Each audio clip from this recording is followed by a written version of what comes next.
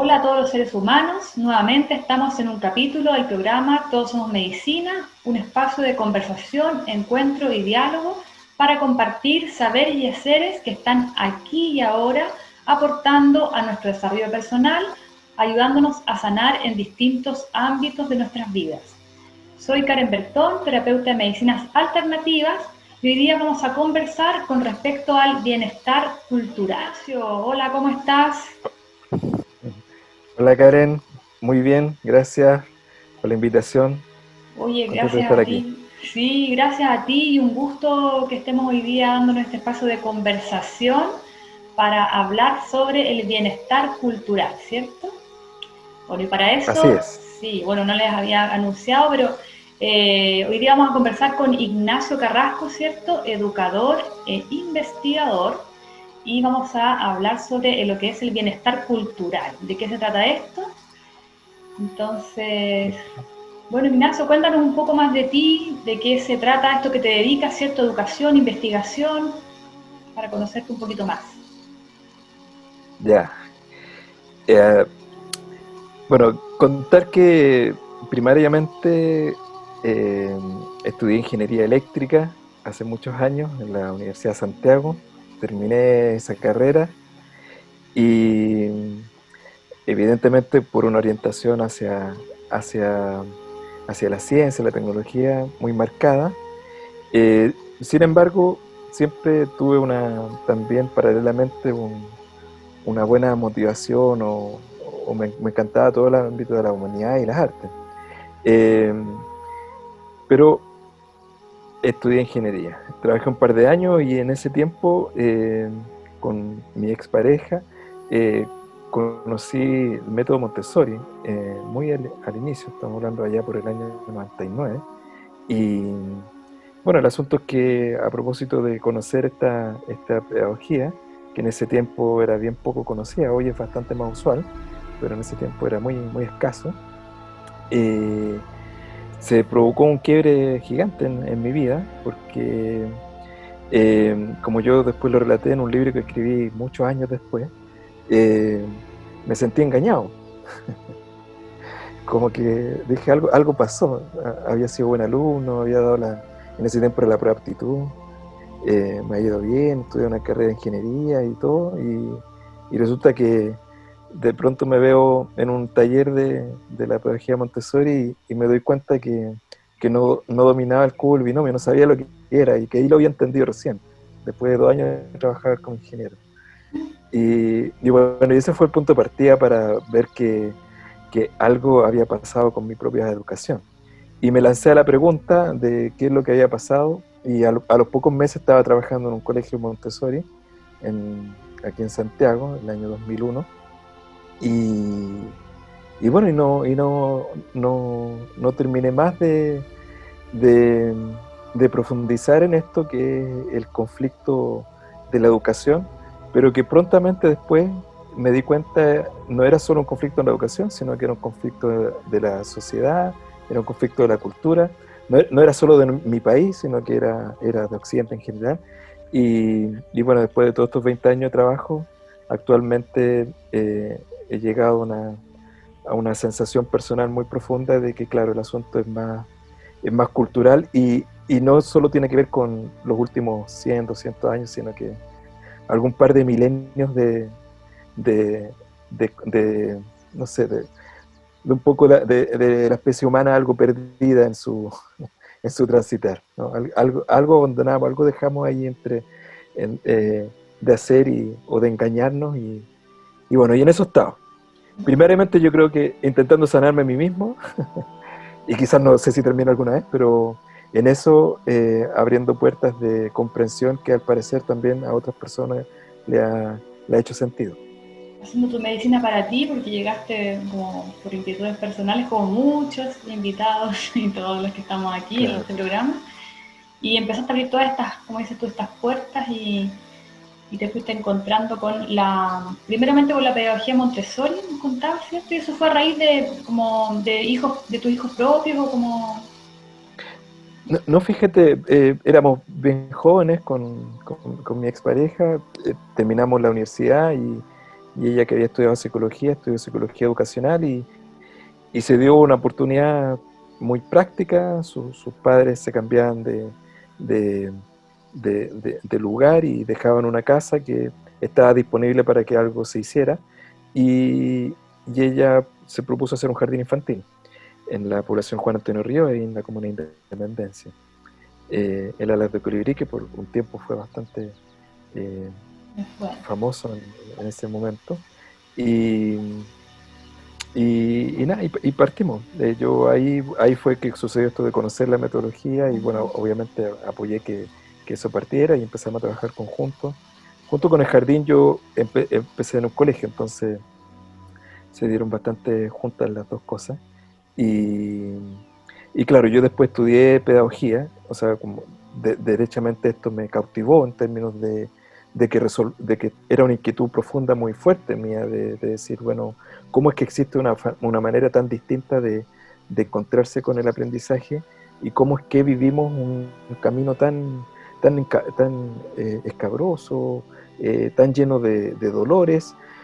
Que particularmente en forma personal, sinceramente yo no lo viví tanto, porque a mí siempre me gustó como indagar, era bien inquieto, y como, no sé, como que de alguna manera fui de los que le encontró la vuelta al colegio, estudiaba el último rato, sacaba buenas notas, nunca me molestaron, entonces, eh, pero claro, uno en el contexto en el que uno vivía sabía que la cuestión era fome para muchos, y además como esto de perder a veces tiempo en cuestiones que tenían tan poco sentido, ¿no?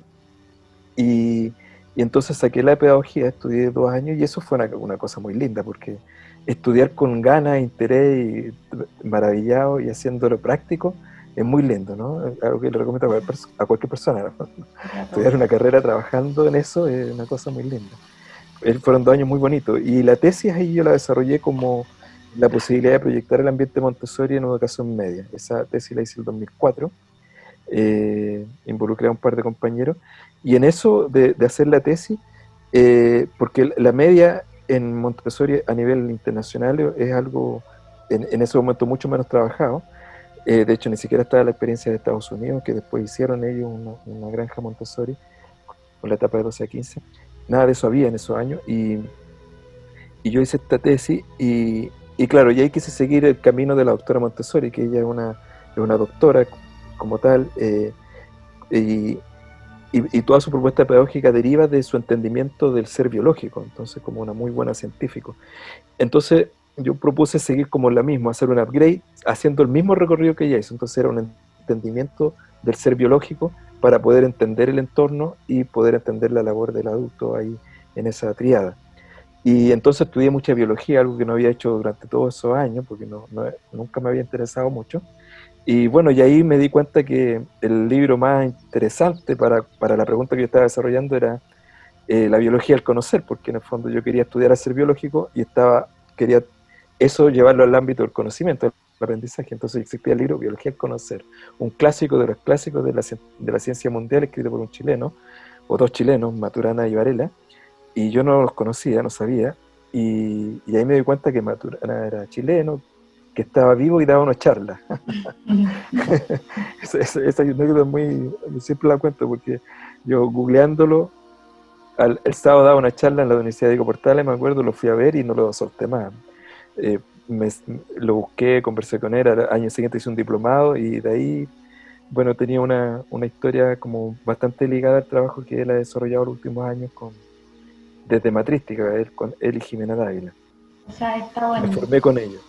o sea, he estado estos 20 años y más, 20 años aproximadamente, haciendo un gran desarrollo, como decías, desde tu inquietud, desde tu necesidad como interna de comprensión a llevar los ámbitos pedagógicos. Sí. Y cuéntanos, Ignacio, y bueno, ¿y de qué se trata esto del bienestar cultural, cierto? Uno dice bienestar, es una palabra como usada en distintos espacios, yo en mi trabajo, ¿cierto? Claro. Bienestar como comunitario, hay bienestar en las empresas, pero ¿de qué se trata este bienestar en el que has estado tú desarrollando? Bueno, quizás siguiendo el libro de lo que veníamos conversando, cuando yo me encuentro con el doctor y Jimena, ellos ya estaban trabajando en algo que ellos denominan la matriz biológico-cultural de la existencia humana. Ellos en ese momento le ponían, era una sigla, MBXEXH, ¿no? Y sonaba así como rotundo, pero finalmente tiene que ver con una comprensión de que los seres humanos somos eh, una especie animal que se constituye desde lo biológico y lo cultural. Y es lo que el doctor Maturana, de hecho por él mismo, pues yo lo he conversado con él, él refiere como la parte más importante para él del encuentro con Jimena, porque para él, y cuando uno conversa con la gente ahí en el departamento de biología del conocer, cosa que yo he hecho mucho con quienes se quedaron, Jorge Podosio, Juan Carlos Letelier, que continúan la huella de Varela y Maturana en la Universidad de Chile, en el departamento de biología del conocer, ellos hablan de los seres vivos y del humano como un ser vivo más, ¿no? Y de hecho ellos dicen los bichos humanos, ¿no? Es como un bicho más, como buenos biólogos, ¿no? Y Maturana era como de la misma idea, o en cierta medida, y quizás lo sigue siendo también, pero para él, a pesar de que su literatura y todo su trabajo desde el inicio tuvo impacto en otras áreas de las ciencias, y especialmente las ciencias sociales, él nunca se hizo mucho cargo de eso. Nunca él mismo como que hizo extensivo hacia ese ámbito su propio trabajo. Hasta que se encuentra con Jimena, y Jimena le muestra, es lo que él dice, yo estoy refiriendo solo palabras, y él le muestra como que de alguna forma el humano tenía esta otra parte, ¿no? Que no es solo el bicho así tal cual, o si nos queremos entender a nosotros mismos, no se nos queda corto si solo lo vemos de ahí. Y ahí aparece esto de la biología del amor, por un lado, y este ámbito cultural, que dicho desde ello, lo cultural tiene que ver con la conservación de las emociones que guían el convivir. Esto es importante, porque cuando uno habla de cultura, uno le puede dar distintos matices, ¿no? En una conversación que tuve con gente del extranjero, cuando hablábamos de esta parte, bueno, me decían, oye, pero es que nosotros entendemos cultura, y lo que ellos estaban refiriendo era como la parte más folclórica. Entonces, no, en términos científicos o desde esta mirada, la cultura es todo lo que un núcleo vivo, y particularmente en el caso del humano, el núcleo humano hace conservando un tipo de emoción que guía el convivir de las personas. Entonces, así tú, por ejemplo, puedes tienes dos familias y tú dices, oye, ¿qué cultura es más distinta? Claro, vas a una familia que tiene la cultura de la celebración, del pasarlo bien, y tú vas y tú sientes esa cultura como que se traspasa porque todos son de los grupos grandes, de la junta familiar y todo eso, y puedes pasarte a la casa al lado, y la cultura en esa familia es, no sé, más tranquila, más sosegada, no sé, de ritos distintos, más silencio, no sé. Entonces, ahí finalmente, en términos biológicos, lo que hay ahí es una conservación de cierto tipo de conductas. Conductas que en un lado son distintas a las otras. En un lado la conducta es de, no sé, mucho más movimiento, y quizás más alegría, más expresividad de ese modo, y que alguien de afuera dice, oh, qué cultura más alegre, ¿no? A nosotros que estos últimos 10, 15 años hemos convivido mucho con hermanos y hermanas de otros lugares del continente, es muy notorio cuando hay un grupo de colombianos, de ecuatorianos, de venezolanos, y su cultura es, ¿no?, es mucho más viva, y nosotros tenemos otro modo. Entonces, el comportamiento muestra la emoción, que finalmente la emoción es el cómo se manifiesta nuestro sistema nervioso, y eso determina la convivencia del grupo, ¿no? Y ahí hay una cultura. Entonces, este asunto es importante porque nosotros no nos damos cuenta hasta que uno se mira y se detiene, y la humanidad completa atraviesa un periodo largo, estudiado por muchas personas, ¿no? Que los antropólogos llaman el patriarcado, ¿no? Los sociólogos, antropólogos, y que lleva varios miles de años, ¿no? Y desde la perspectiva biológico-cultural, el patriarcado no es solo la enumeración de algunas características sociológicas de convivencia, sino que esencialmente es la emocionalidad que permanece ahí como preponderante en el convivir. ¿Y cuál es esa emoción preponderante en el convivir? La de la dominación, la de la verticalidad, la de la competencia.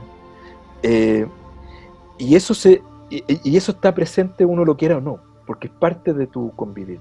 Entonces, De la somos biología. todos, claro, finalmente, porque en el fondo naces y estás sin darte cuenta, te dicen, o nos dicen a todos y todas, bueno, la escuela es un gran agente de conservación de esa emoción, porque tú entras y el aprendizaje no es lo más importante, es ser feliz con aprender cosas, sino que, oye, sácate el 7, ¿no?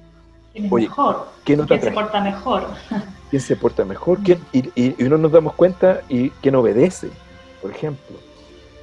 Entonces, la cultura de la dominación, de la competencia, es una cultura que lleva muchos miles de años estructurándose en los humanos y es la emoción del patriarcado. Entonces, estas distinciones biológico-culturales son las que son muy interesantes del trabajo de la escuela matrística y que como yo finalmente terminé allí haciendo estas conversaciones, eso terminó siendo mucho sentido en mí porque ante la pregunta de, bueno, ¿por qué yo terminé eh, instrumentalizando tanto o instrumentalizando mi vida tanto en la ingeniería, por ejemplo, en estas cosas, en algo que me apasionaba, cegándome a las posibilidades de un aprendizaje maravilloso, lindo en, no sé, en matemática, en ciencia, en física, que eran cosas que me gustaban mucho y que no había vivido, no había conocido de una manera distinta, solo porque estaba metido en un tipo de cultura.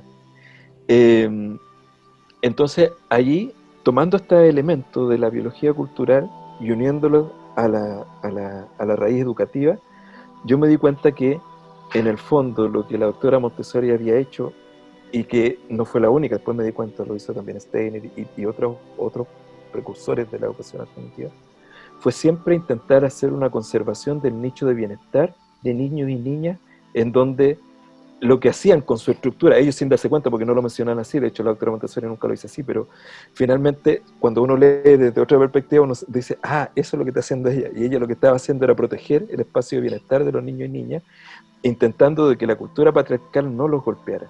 De hecho, ella en muchos de sus libros, ella dice, el peor enemigo del aprendizaje de los niños son los adultos, pero lo que está diciendo no es que las personas como individuos sean peligrosas, sino que lo que ella Estructura. dice, porque cuando uno lo lee bien, lo que ella dice es la cultura del adulto dominador que obliga a hacer al niño cosas que su maestro interior no le está diciendo, ese es el peligro. Ese es el peligroso. Entonces, claro, ahí a mí se me despertó como un universo de visión y yo dije, ah, claro, lo más importante en todo momento es conservar el bienestar, que, eh, que es de alguna manera la obligación que deberíamos tener todos los adultos con la niñez, en el fondo, cómo conservar ese espacio genuino de creatividad, de originalidad, de descubrimiento, porque ahí está todo. todo Todas las posibilidades del ser humano como tal están vienen internalizadas en ese ser interior que siempre está en continuo inquietud y búsqueda de sus caminos de expansión. Los adultos lo que estamos haciendo generalmente es siempre caminos de dominación, que no tienen que ver con esa expansión, ¿no? Así que ahí se junta el tema del bienestar y finalmente termino comprendiendo que el peligro del bienestar no es las personas como tal, sino que es la cultura que están haciendo prevalecer y que es la cultura patriarcal. Y por lo tanto termino diciendo, ya, creo que es valioso empezar a conversar del bienestar cultural, porque cuando comprendamos que el problema del bienestar de las distintas poblaciones en distintos lugares del mundo tiene que ver con asumir que vivimos en una cultura que conserva patrones de convivencia centrados en la competencia, en la dominación, en la obligación, en la negación, eh, entonces vamos a estar con más posibilidades de transitar hacia una convivencia mejor, que nos va a ayudar a todos y a todas. Claro, mira, es súper interesante lo que comentas y estoy grata como de que lo podamos conversar acá y compartirlo, porque además estamos, ¿cierto?, en una contingencia, bueno, por esta pandemia, toda esta, bueno, esta situación, digamos, sanitaria mundial, que es una cosa muy loca a mi a mi humilde opinión, que tiene sus cosas, digamos, como todo, cosas muy negativas, pero también cosas muy positivas, porque también muestra y abre mucho otro espacio. Pero además Sí, estamos como país en una situación social, ¿cierto? Estamos a un año que se cumpla, o sea, se va a cumplir un año del estallido social del 18 de octubre del 2019, y estamos en ese remesón interno, siento yo, como país, de alguna manera, que, mm, ¿cierto? Hay un reclamo en las calles, hay un reclamo de las cosas que no queremos, entonces la lectura interna es como, bueno, como, hay un despertar de lo que queremos, hacia dónde, cómo queremos vivir como país, como sociedad, y por lo que nos contabas, como que ahí me conecta como que con este bienestar, digamos, de sacudirnos de esta cultura patriarcal que sepamos o no el nombre que tiene, digamos, igual la vivimos, hombres, mujeres, niños, todos, digamos, de distintas maneras. claro. Eh, pero a mí me gusta como mucho esto de rescatar, digamos, como lo que queremos, así como este niño Mm, interno que quiere, cómo quiere mm, vivir, cómo queremos vivir, mm, ¿cierto? Más allá de los cambios políticos que tienen que suceder, sí, cómo queremos vivir, porque tú nos hablas de este paradigma, ¿cierto? De la competitividad, de la dominación, y ese reclamo está en las calles, porque de alguna manera hay una clase dominante, ¿cierto? Que domina el país, bueno, y el mundo, ¿cierto? Con la economía, con los recursos, y entonces la mayoría somos los dominados, los oprimidos. Entonces, de los oprimidos, digamos, nosotros no queremos vivir así, entonces tenemos que, o sea, como tenemos ese desafío de escucharnos y de desarrollar eso, porque si no vamos a seguir en la mm. misma eh, vamos a seguir en la misma dominación de otros o para el otro lado, siento yo, ¿cierto? Como caer de una dominación de un lado hacia la otra. Entonces, ahí me parece súper interesante como usted o como tú lo estás ahí presentando, porque sé que estás en el tema de la educación y te quería preguntar ahí para que nos cuentes un poco más, como en qué estás ahora, ¿cierto? Estás con proyectos de colegios, de escuelas, espacios comunitarios. ¿Cómo desarrollas ese bienestar, digamos, en lo concreto nos aporta? Claro. Mira, para mí este año, el 2020, que, bueno, seguro no solo para mí, pero porque finalmente para todo el planeta ha sido un año inmensamente especial.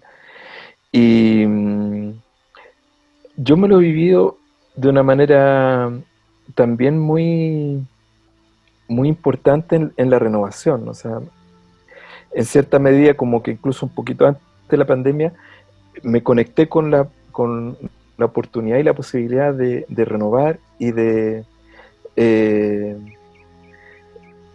justamente de la renovación, y como que en cierta medida la pandemia vino a profundizar aquello y hacerlo posible, una cuestión que justo hace unos meses atrás parecía muy difícil de poder realizarlo, porque efectivamente estos 20 años de trabajo previo llevaron, me llevaron a mí a convencimientos profundos eh, bien fuertes, bien sólidos en ese sentido, de la confianza en, la, en esta visión paradigmática de la necesidad del cambio cultural y del creer en la posibilidad de una cultura neomatrística. Eso es algo que no lo había mencionado como palabra, porque, pero que es interesante porque cuando, o sea, el patriarcado tiene algunos miles de años.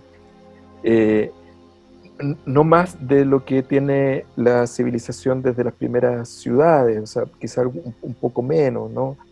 O un poco más quizás, ¿no? Primeros poblados, cuando la cosa se empieza a poner muy vertical. Pero esencialmente de las primeras ciudades grandes, ¿no? Y eso hace 6.000 años atrás.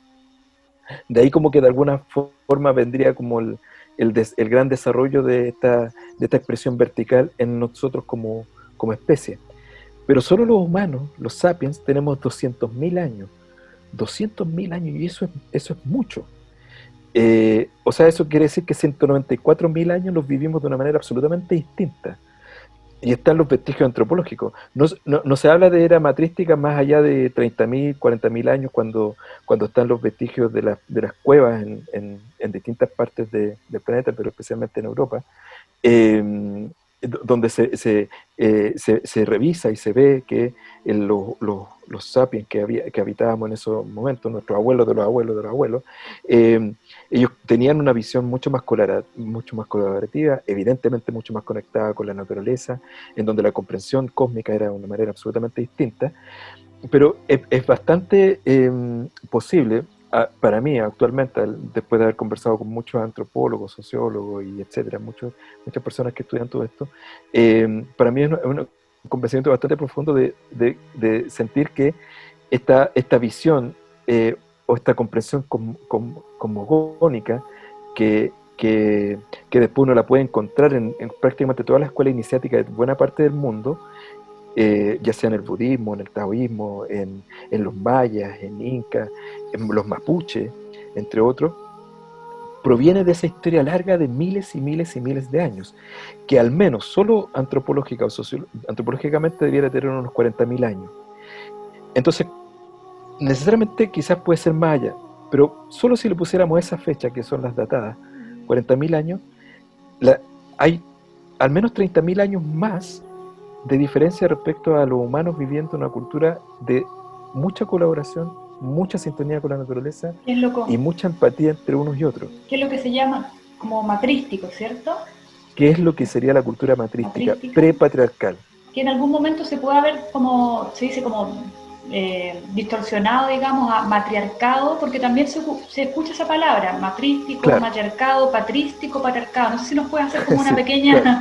Como una pequeña síntesis más concreta para que la gente pueda como comprender también, claro. Y salir de esas tal vez engaños del lenguaje un poco. Bueno, ¿no? Efectivamente, yo diría que todavía no hay acuerdo entre los que estudian todo esto, entonces por ahí puede irse a confusiones, pero al menos desde lo que es la Escuela de Santiago, acá, el trabajo del doctor Jimena, y con quien ellos conectan, se prefiere hablar de la cultura matrística con S, y no es la con Z, porque ellos son la escuela matrística con Z, y cuando hablan con Z, ellos hablan de matriz, de contención. Entonces, ellos hablan de la matriz biológico-cultural, estas dos cosas que hablábamos antes.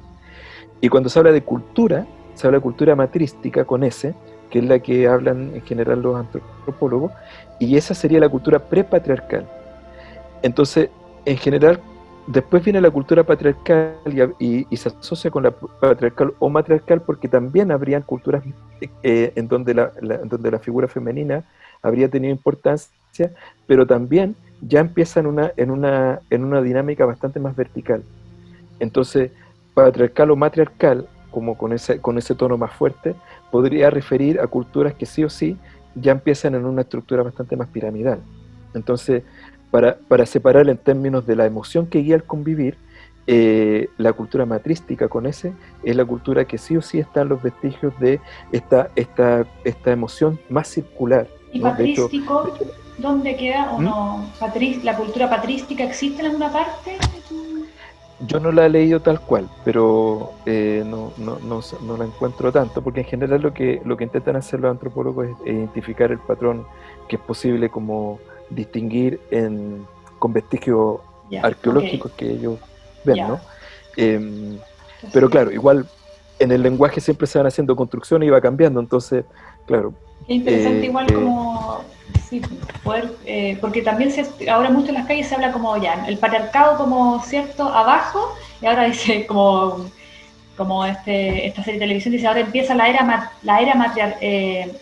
el matriarcado, pero parece que también hace referencia a, como dices tú, a estructuras más bien verticales, más que colaborativas, entonces seguimos como repitiendo el mismo patrón, pero como cambiando quién lo hace. Claro, ¿cachai? Entonces por eso claro. Ya.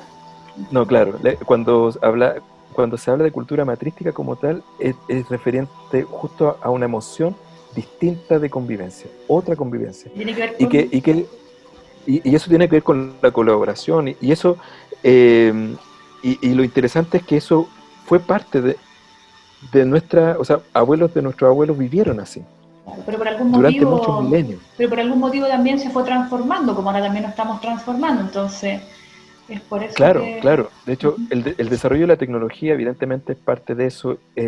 Una de las cuestiones que pareciera que está en el inconsciente del que estemos ahí está en esto de la dominación de la naturaleza, ¿no? Nosotros, en un momento cuando empezamos a dominar el agro y luego la ganadería, entramos en una lógica de dominación de la naturaleza que finalmente empezó a hacer crecer nuestra capacidad de dominación, y dominamos nosotros mismos y construimos los dioses a imagen y semejanza de nosotros, y de alguna manera nos posicionamos en la cumbre de la naturaleza. Hay una lógica, hay una psiquis ahí, que también hay mucho escrito al respecto, que es bien interesante, pero todo eso evidentemente, y por ejemplo Naranjo trabaja mucho en esa perspectiva de cómo esta construcción del ego finalmente nos separa a nosotros mismos de nuestro lugar natural, y es lo que nos enferma. O sea, nos creemos especiales y eso finalmente nos hace sentirnos más alejados y nos enferma corporalmente, se traduce en cosas físicas. Entonces, la invitación a la cultura, o por lo menos la invitación en la que yo me encuentro actualmente, es a una cultura neomatrística, independiente que uno le ponga otro nombre después, pero es como que necesariamente en términos espirales evolutivos no es volver, o sea, es mirar lo que hubo y sentir que eso es parte de nosotros, y que por lo tanto podemos reconectar con eso y podemos entonces elegir. O sea, yo puedo mirar al patriarcado con un poco más de distancia, no sintiéndome sobrepasado por él, como que no tengo elección. No, sí tengo elección. De hecho, es muy bonito cuando Maturana dice, bueno, es cierto, porque le han hecho mucho eso la pregunta de dominados y dominadores. Bueno, y él dice de manera muy sencilla, bueno, los dominadores existen solo si yo le doy el espacio para que me domine.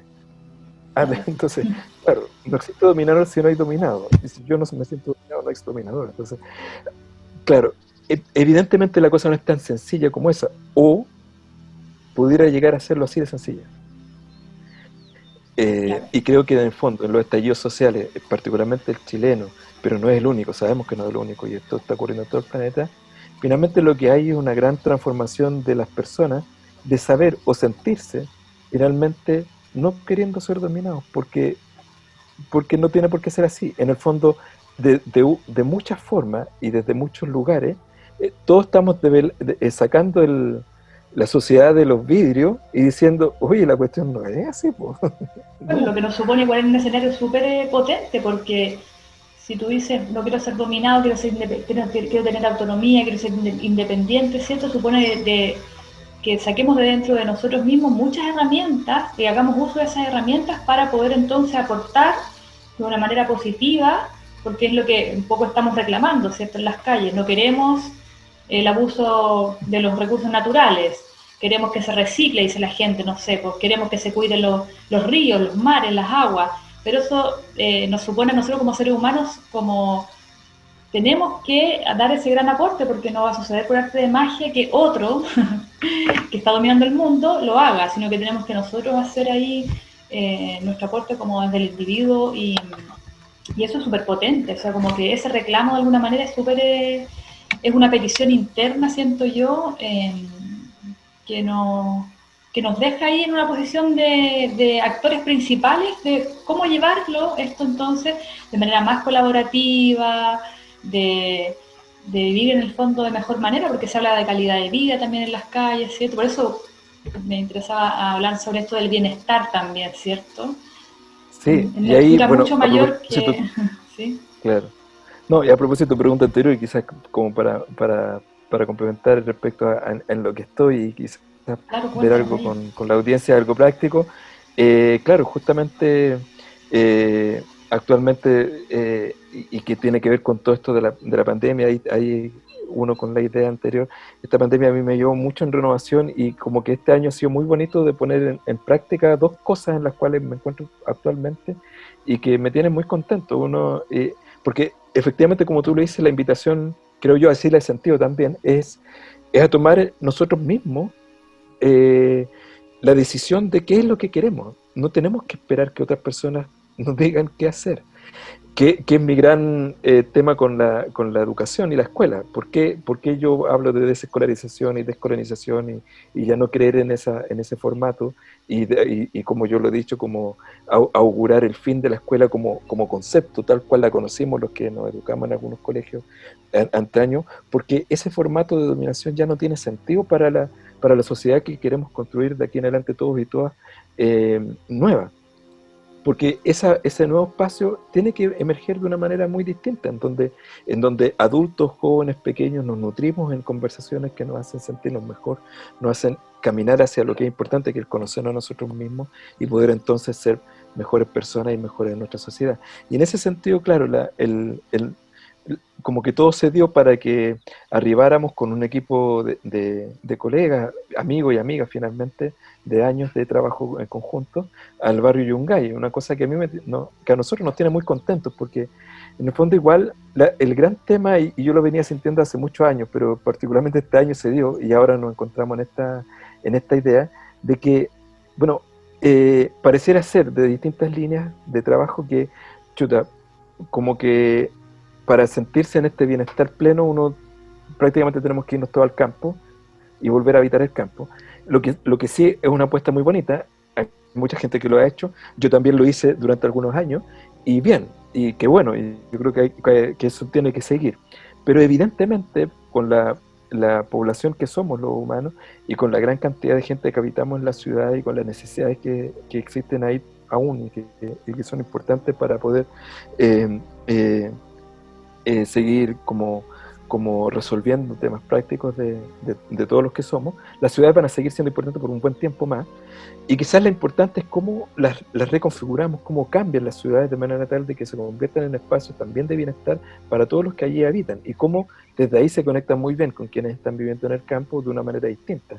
La pandemia de alguna manera yo creo que nos vino a mostrar de alguna forma también lo mejor que podemos hacer como humanidad, porque nos puso al servicio de la tecnología de una muy buena forma, alejándonos de las formas poco saludables que tiene la misma tecnología, sino que también poniendo la parte buena.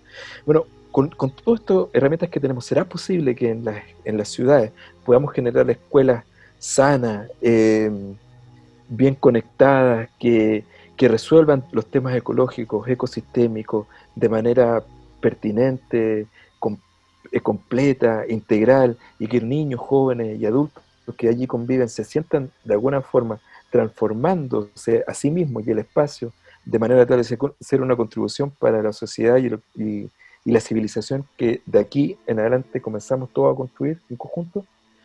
Y esa pregunta a mí me llevó a lo práctico y nos tiene en lo práctico, confiando en que podemos hacer un aporte desde un espacio en el barrio Yungay, como colegio propiamente tal, y también, y que es la otra lista con la cual me encuentro trabajando yo, desde el centro neurálgico, pero ahí la Escuela Internacional de Bienestar Cultural trabaja mucho más online y trabaja conectada con mucha gente de distintas partes de América, con lo que hemos llamado los diplomados de trabajo, en el cual nos juntamos y todas las semanas trabajamos para ir asimilando o investigando y trabajando sobre estos temas. O sea, En eso estamos. en lo concreto estás, claro, estás trabajando en cierto este proyecto de escuela, ¿cómo se llama la escuela? Jack Paello. Jack Paello, ¿cierto? Y también haciendo estos diplomados, Claro, ¿cierto? Conectando más en la personas. Escuela de Bienestar Cultural, sí. Claro. Bueno, entiendo que hablaste ahí también de desescolarización, ¿cierto? De escuelas como que aporten el desarrollo de los niños, y uno podría decir, bueno, son temas igual como, yo digo, interesante por no decir complejo, porque bueno, esto es una transformación, de decir, ¿cómo desescolarización de los niños? Y por otro lado también sé que hay muchos proyectos y escuelas que están transformando sus metodologías pedagógicas, digamos, para que con estructuras, digamos, como más blandas, con desarrollo mucho más íntegro de los niños, entonces uno podría decir, bueno, vamos hacia allá, ¿cierto? Pero tú hablas también ahí un poco de la desescolarización y también hablaste de la dominación. Entonces siento yo que esta estructura de escuela en general, donde los niños cumplen un horario que es extenuante de repente, así como una jornada muy extenuante, académica, donde tienen que sacarse notas y las notas se acumulan para un futuro profesional. Es una estructura igual súper competitiva y además la cantidad de, no sé, niños, las escuelas, hay muchos niños por sala, ¿cierto? Muchos cursos, hay de escuela donde hay, no sé, hasta A, B, C, D, E, F, J de cada nivel.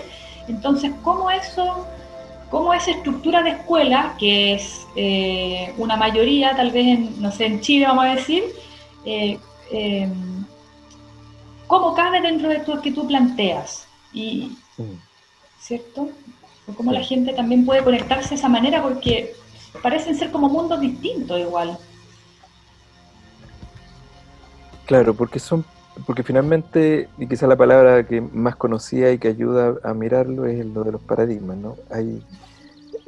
Son paradigmas distintos. Y eso es lo que hace complejo que por más que mucha gente, educadores, bueno, yo trabajo en educación hace años, entonces estoy metido en eso y converso en círculos de educación y a veces me invitan a conversar, pero el que la escuela tradicional eh, se modifique completamente es más difícil que lo que la misma gente lo ha pensado, y yo mismo hablo de eso porque mucho de lo que está sucediendo hoy en día, y va a pasar un largo rato aún, es que muchas de estas escuelas o de estos sistemas educativos o de estas naciones o gobiernos, porque muchos gobiernos han tomado la bandera también de incorporar ideas que actualmente son bastante parte de la escuela alternativa o de las nuevas líneas pedagógicas, y los toman, pero los envasan sin hacer un cambio de paradigma. Entonces finalmente se están ocupando herramientas, pero en el fondo no se hizo ningún cambio profundo de los que yo considero los cambios profundos. No todos necesariamente los consideran igual. Desde la perspectiva que yo trabajo, para mí hay otros cambios que son los profundos, y es un poco lo que hemos estado conversando. El asunto, desde mi perspectiva, pasa por hacer un tránsito desde la concepción de la cultura que uno quiere hacia la cultura que uno, o sea, claro, desde la cultura que uno vive hacia la cultura que uno desea, ¿no?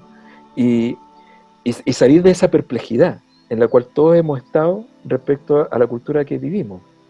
Entonces, cuando tú miras eso y te das cuenta de eso, chuta, claro, se te desmoronan muchas cosas. A mí me costó muchos años creer, porque como estaba tan metido en el formato, finalmente igual era difícil, porque uno empieza a sacar amarras de a poco. Y de verdad fueron muchos años de terminar de comprender que la educación tal cual está planteada no trabaja nada respecto del aprendizaje, no hace nada en función de eso. Es lo último que le importa, es lo último que se preocupa. No está preocupado del lenguaje, no está preocupado de la matemática, no está preocupado de la ciencia, no es ¿De qué ese está el tema, preocupada entonces? de la ¿De qué? dominación, de, de enseñarnos a ser obedientes, callados, competitivos, egoístas, dominadores, censuradores de nuestras emociones, censuradores de nuestras necesidades. Y no nos damos cuenta. El problema es que eso pasa colado porque estamos tan metidos en la máquina Una máquina que muy no lo grande, percibimos. claro. No lo percibimos. Entonces, sobre texto de, de entender que la oración tiene un verbo y un adjetivo y un conector, sobre texto de aquello, eh, enviamos una tarea, le pedimos al papá o la mamá que la haga, pedimos que haga copia, le negamos que juegue el fin de semana, aceptamos que lo reten o la reten porque no entendió lo que tenía que hacer, y todo lo que va alrededor de eso, porque hay familias que lo pasan mal, hay niños que son obligados, hay niños que son negados, hay niños que son retados, hay niños y niñas que después llegan a la sala y resulta que no hicieron la tarea, o no lo comprendió porque no entendió esa figura, y resulta que tiene que asumir que hay otro que es mejor. Mira eso es dramático. No hay ninguna otra especie viva que haga este tipo de violencia entre unos y otros diciendo que hay unos mejores que otros, porque eso no existe en la Porque te saquen naturaleza, adelante en la pizarra. etcétera.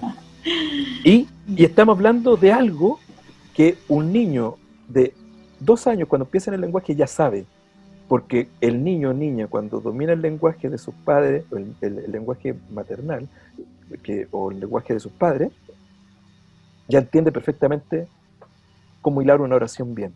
Y no se equivoca dónde va el verbo, dónde va el adjetivo Lo y dónde va el hacen de conector. manera Lo innata. hace naturalmente. Entonces, lo que pasa es que nosotros, sobre texto de ese tipo de cuestiones, que son solo gusto de ciertos investigadores o personas, que es como que si yo en este momento, no sé, pues, a mi hijo o a cualquiera de mis alumnos, le empezar a hablar de la matrícula cultural, lo mencioné, te fijas, y empezar no sé, a hablar de cualquier parte precisa de la biología al conocer y de los antecedentes o de cómo la neurona trabaja, y me jactara de aquello, y hiciera un ejemplo, cualquier cosa, solo para decirte que yo sé más que tú, por decirte algo. Comprendo. O sea, Y eso claro. siempre va a ser un motivo o siempre va a ser una posibilidad de dominación. Porque lo que está escondido ahí, de decir yo sé más que tú, no es un gusto sobre el aprendizaje, es un gusto sobre la dominación. Entonces, Y ahí no hay en, bienestar, en- como según lo que tú nos... en No hay ninguno, bienestar, claro. porque yo no estoy preocupado de llevarme bien con ese niño o niña, no estoy preocupado de cómo está, no estoy preocupado de si está pasando algo, no estoy preocupado de si realmente le gusta, le interesa o no, porque lo que a mí me interesa no tiene por qué interesarle a él o a ella. Claro, no, no hay una preocupación del ser, sino que como dices tú, qué potente lo que dices, claro, es perpetuar la estructura de la dominación, ¿cierto? Entonces, Justamente, a mí me costó muchos años mm, aceptar que la escuela es eso, no es otra cosa. Porque eh, los últimos 30 años hay estudios, pero de todo tipo, en neurociencia, en educación, en investigaciones comparadas de todo tipo, que muestran enfáticamente que el mejor espacio de aprendizaje es el juego, la exploración, la tranquilidad, el bienestar, las escuelas bosque que han andado por distintos lugares, no sé, cualquier cosa, menos lo que se hace en los colegios. mm, mm, Entonces uno dice, bueno, entonces, ¿y qué se hace en los colegios? claro, bueno, Se igual, enseña a obedecer, sí. nada Yo más. hace poco leí también que decía como, no sé si era un meme o algo así, era como, oye, pero date cuenta que la extensión de la jornada, ¿cierto? La jornada escolar completa era solamente para que las familias puedan trabajar. Como en el fondo los niños van al colegio, también porque van al colegio ciertas horas del día y en algunos casos jornadas extendidas, ¿cierto? Para que las familias puedan trabajar y también tiene que ver, bueno, es duro porque es también una estructura social, ¿cierto? De nosotros como adultos cumplir como con el rol del trabajador y la trabajadora y qué hacemos con los niños. Entonces no es fácil eh, como yo creo que hay una gran Claro. transición que tenemos que Sí, vivir porque, y construir para poder salir de ese paradigma y liberarnos de alguna manera de tener que mandar a los niños a un espacio así y pero nosotros ojo que, o sea, comer. porque por ejemplo, bueno, yo comparto mucha gente que ha hecho homeschooling, unschooling, y hay un movimiento grande en eso, y yo también tengo amigos y amigas que están en eso. Yo personalmente no, no, no me entusiasma trabajar por la profundización de aquello, entendiéndolo y validándolo, y de hecho hay amigos y amigas a los que lo he motivado que lo hagan. Pero personalmente yo apuesto por los lugares de convivencia intergeneracional en donde nos contribuimos De grupo. en el caminar juntos, juntas, juntes para el bienestar de todos y todas. Entonces, en ese sentido, yo abogo esencialmente cuando yo digo desescolarizar y que la escuela va a terminar, no estoy diciendo que ojalá se terminen los espacios en donde convivamos niños, jóvenes y adultos, de hecho todo lo contrario. He trabajado todos estos años forjando espacios como esos y quiero seguir profundizándolo porque yo creo que siguen siendo importantes y lo van a seguir siendo durante mucho También lo tiempo. creo. Pero, pero lo importante es cómo esos espacios se dejan a un lado y por eso el asunto de mi perspectiva tiene que ver con un cambio de visión cultural, ¿no? Un cambio de paradigma. ¿Cómo es que esos espacios de encuentro efectivamente se transforman en espacios de encuentro y no de dominación? Bueno, hay una gran... Yo voy al espacio no a querer que el niño o joven aprenda lo que a mí me gusta, lo que a mí me interesa, sino que voy al espacio para encontrarme con el otro y otra de manera tal de que ambos surgimos como, y ahí palabras de la Maturana, como legítimos otros en la convivencia juntos, sabiendo que ese es el mejor escenario para que crezcamos bien, felices, contentos. Y el problema de aquello, y por eso es un problema para sistemas como los que tenemos, los sistemas de educación que tenemos, porque cuando nosotros asumimos aquello, nos damos cuenta que necesitamos bastante menos de lo que el sistema este sistema de generación de producción tan grande que nos vende cuestiones, necesita. Este sistema nos vende la pomada de que somos infelices por esencia y que por lo tanto necesitamos consumir para ser felices. Claro, Ignacio, está muy interesante eso y podríamos convocarnos en otra oportunidad a hablar sobre más sobre los proyectos pedagógicos y es un gran tema, ¿cierto? Y algo tú nos querías mostrar, ¿cierto? Es un par de videos de lo que estás haciendo ahora para como dejar bien puesto esto o abierto, digamos, lo que es el bienestar y conectarnos ahí con el bienestar cultural y porque hay mucha transición, hay mucho que avanzar. Que creo que sintetizamos de manera muy sentida, porque conectamos mucho con lo que ha pasado este tiempo y desde ahí como generar propuestas, ¿no? Como que nosotros nos sentimos allí, De la escuela de Ya ya. para ello, ¿cierto? Ya. Sí, la escuela Vamos a ya es para verlo. ello y este video que termina ahí con el concepto de la educación circular, como una invitación desde la escuela, pero también para compartirla con todos y todas, porque creemos que son palabras de uso común y que ojalá motivaran a más personas a decir, mira, quizás, mira, quizás de algo así se trata, Terminen otros ¿no? espacios. Sí. Ya, pues vamos a verlo ahora y Ujú. para compartirlo con la gente que sigue el programa.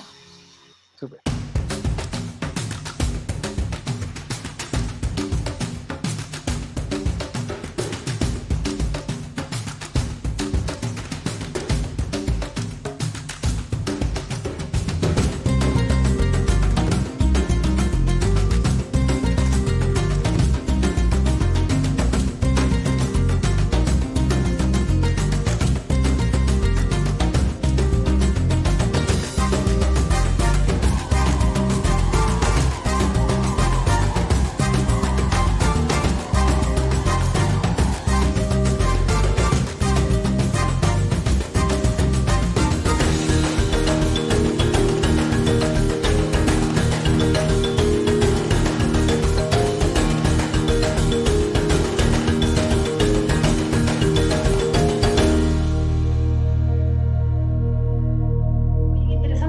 Ignacio, porque, cierto, de alguna manera, como tú decías, nos conectan con cosas que se están haciendo en pro del bienestar cultural, trabajando no solamente con los niños, porque cuando uno dice escuela, cierto, o espacio donde los niños y las niñas conviven, los niños conviven, también involucra a las familias que hay detrás de esos niños, entonces al final se forman comunidades educativas y eso, como también nos invitas al segundo video, también va permeando otras estructuras, ¿cierto? Las infancias, las familias, las amistades de las familias, donde las familias también trabajan, entonces al final es expansivo y circular y como decías tú, ojalá invite y permea a más personas a hacer este cambio de paradigma desde la competitividad hacia la colaboración, que es una gran, digamos, lectura mucho más allá del patriarcal y todo eso que ya suena como casi un poquito añejo de repente, como trascendamos y realmente hagamos la colaboración. Yo siento que hay una invitación importante, así que justamente hablando de eso mismo, quiero tomarme unos minutitos para agradecer la colaboración, justamente, ¿cierto? Colaboración como de hacer juntos una labor en conjunto, ¿cierto? Entonces ahí agradecer la colaboración del trabajo de artesana orfebrería de Elizabeth González, ¿cierto? Va a aparecer acá en la mención, con sus artesanías, que es su trabajo, y también el trabajo de Giros Remolinos, ya un triciclo boutique que hace preparaciones artesanales, sin gluten, veganas, pancitos, chocolates, alfajores, ¿cierto? Y también ahí las chicas hacemos una colaboración, ¿cierto? Entonces ellas colaboran con el canal, con la señal 3 de la Victoria, aportando con su trabajo en distintas campañas que se levantan para la comunidad de la población de la Victoria y otros círculos también, porque esto es expansivo. Así es que agradecer eso y también, por supuesto, la música de Espacio Yungay, que hizo esta música de tambores con la que iniciamos el programa, que tiene que ver mucho con el pulso del corazón, ¿cierto? Y con la que también cierra el programa, así que agradecer esa colaboración, ¿ya? Cambiando ahí desde la globalización. Así que bueno, Ignacio, te quería súper agradecer estar presente y cuando quieras podemos seguir conversando sobre tal vez pedagogías, digamos, otros temas de los que queramos profundizar. Así que nada, pues agradecer Súper. que estés aquí y que nos hayas compartido sobre el bienestar cultural, ya algo bien interesante de acercarse a ello. Encantado, feliz. Muchas gracias por la invitación, Karen. Y aquí Bueno, disponible para cuando desees. ya, pues muchas gracias, que estés súper bien y saludo a tu equipo también ahí de la escuela y del diplomado. Muchas gracias. Bien, nos Muchas vemos gracias. en un próximo capítulo. Chao. Chao. Chao, chao.